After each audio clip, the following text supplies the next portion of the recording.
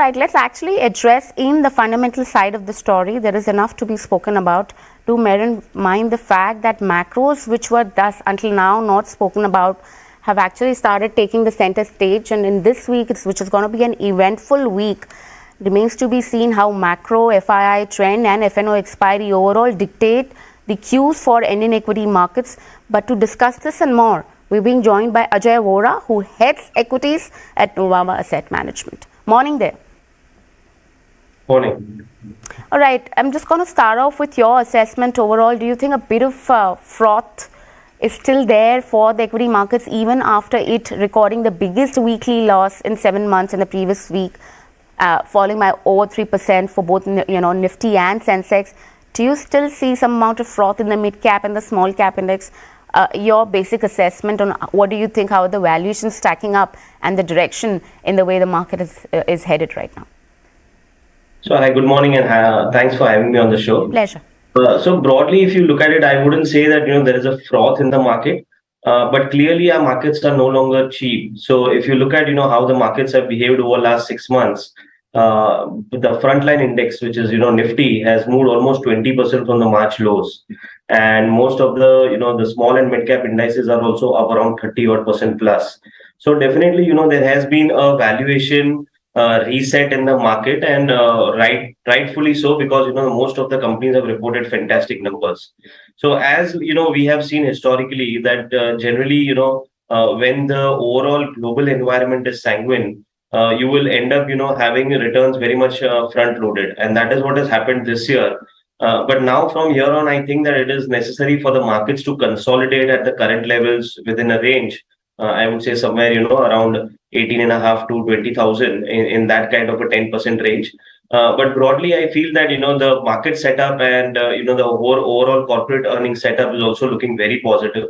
And to top it up, the whole the news on the India being included on the bond index side, that is also a very big positive for the next year when the inflows will start coming in. So in the near term, I think that the global risk have emerged. If you look at the crude prices and if you look at the US rates, they will definitely be a major headwind for most of the global markets, including India. And therefore, in near term, we may see some sort of consolidation, but the setup is really good for a 12 to 18-month period.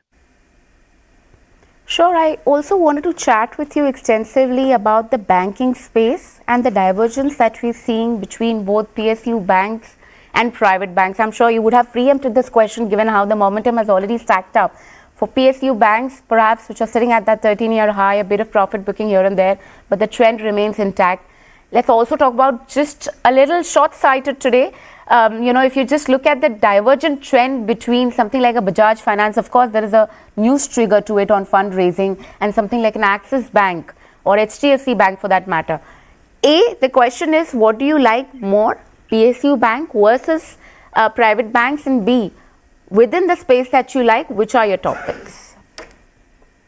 So if you clearly, look at the PSU banks in specific, we are seeing this whole banking sector now, if you look at the whole asset quality issues, they are absolutely behind the whole sector now. So be it gross NPA or net NPA, they are trending at almost, I would say, 7-8 year low. And most importantly, these banks are not in need of capital as of now. And most importantly, they have also started seeing reasonable recoveries. So just to, put things into perspective, most of the private sector banks delivering 14, 15, 16% ROE, they would be trading at somewhere close to 2.5 times the larger private sector banks.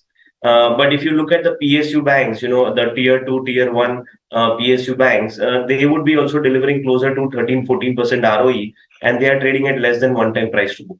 So broadly, markets have moved to a phase where nothing should be trading extremely cheap. And therefore, there is a valuation reset which is happening on the PSU banking side, which can go on for some time. But definitely, over a longer period of time, we all need to see that, these banks are run by management, which may not be that great compared to the private sector banks. And therefore, you need to have a proper balance between the whole banking allocation. So that's where I see the whole PSU bank as of now. Coming back to, the whole Bajaj Finance, if you look at the news, I think it is a very positive news. they are raising money at a time when they are seeing a significantly higher growth going forward, and that clearly tells us that the valuations can sustain at current levels. And if growth exceeds beyond 25-30%, that is an additional upside. So if you look at the the estimates which are moving around in terms of the money which they can raise, anywhere between 8 to 10,000 crore, that will not result in a significant dilution to both earnings and ROE. But that clearly gives a great signal for the forthcoming growth for the company. So I think it is a positive news, and considering the stock has always traded at expensive valuation, it can continue to do so. Sure. Also, Ajay, let's talk about a bit of freak trades which are taking place in BSE derivative segments. There were two of them which took place. Both happened in deep out-of-money options contract. And also there is one more development coined with regards to now NSE thinking of introducing extended hours for F&O trading and perhaps is awaiting SEBI's nod. So you have one exchange here which is kind of still trying to figure it out and introduce more category and perhaps seeing a bit of error and trial and errors in terms of F&O, and there you have NSE now which is planning to extend the hours of the existing derivative segment which is high in volumes and perhaps the only monopoly. How are you looking at this development overall for the F&O market and the retail investors typically? So, Nikki, I'm not aware of these trades which are happening right now. But if you just look at, and honestly, I don't have a very strong view on this. But if I just look at both the exchanges, I think that BSE is taking all its efforts to launch new products and getting their systems and operations in place.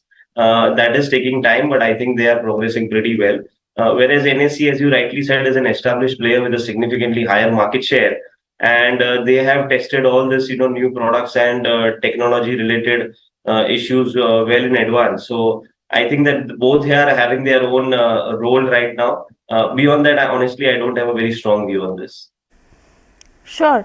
Let's also talk about Delta Corp in that case. If you are looking at the online gaming companies, if at all, for the previous quarter one was a steady one for both Nazara Technologies as well as Delta Corp. If you look at the financials. But in today's day, after there was a GST announcement, perhaps which came in for Delta Corp, where 3.5 times the market capitalization is perhaps being charged or demanded by the government as a GST, with the profits just being around 1,000 odd crore within that period. What do you think about these online gaming companies and typically Delta Corp also? No, so it clearly is a significant blow to the company, but I'm sure that it will be contested, and most importantly that the business is in a I would say in a way a monopoly market, and there are quite a few issues considering the regulation and all which are going on since quite a few months. I think the government and the whole industry need to resolve this, because it is definitely one of the most important and I would say growing industries. So they will have to, resolve these issues, and wherever the discrepancies are there, they need to be resolved. What would you prefer between Nazara and Delta Corp? Do you have a view there? No, sorry, I don't have a view there. All right, so I'm just going to take a step back and perhaps ask you questions which are more aerial questions and perhaps long-term in nature, given the kind of cues that are stacking up in terms of macros, in terms of oil, perhaps in terms of the way even rupee has been behaving, in terms of FII flows, which perhaps, FIIs have turned in net sellers after 6 months, after the rate hikes or the potential fears of rate hike that have come. How are you looking at it prospectively? I mean, do you think we are now headed in a little negative trajectory with all of that in offing, given the macros have started worrying the markets a little bit? What's your perspective? So as I said earlier that, we have seen a front loading of both returns and FII flows over last 6 months. So if you look at the last 6 months, FII inflows have been closer to $16-17 billion. And this has happened after a significant outflow over the previous 2 years. So I think that, some sort of cool off considering the global risks which are rising, as we discussed at US rates and the oil prices, there would definitely be some sort of cool off. But if you look at, the whole FI holding in India and compare it with historical numbers, they are still pretty much underinvested. So on an average, they were holding closer to 20 to 23% of the market cap, which is now somewhere close to 18.5, 19%. So to that extent, I feel that considering a 16, $17 billion inflow, some sort of consolidation or cool off is necessary. And then, once you have the onset of the festive season and earnings number also starts picking up in the second half, you can again see some sort of, inflows from the FIs. All right. Have you had the chance to look at JSW Infra IPO, which opens for subscription today? It is perhaps the first one in 13 years from JSW stable. Have you looked at it? No, we haven't looked at it. All right, Ajay, we're just going to leave it at that. And thank you for taking out the time and joining us this morning. Thanks. All right.